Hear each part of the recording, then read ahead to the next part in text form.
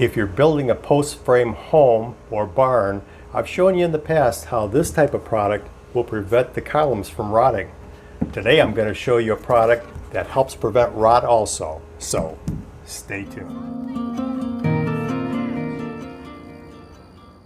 Hi, this is Paul from countrycraziness.com. This channel is all about post frame construction, tractors, and homesteading. If you share those interests, consider subscribing and also consider submitting a video on how those subjects relate to your life.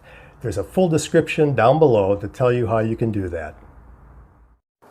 So let's start out with a quick review of how rot starts in the first place.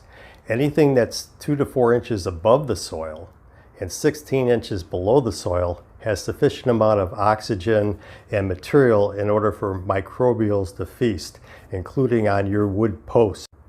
Now there's something else that the microbials can feast on also, because anything that touches the ground is subject to rot, and the skirt boards of your post frame does touch the ground. Now you may be asking yourself, is plasti-skirt worth the investment? Well, a 100-foot roll costs about $200.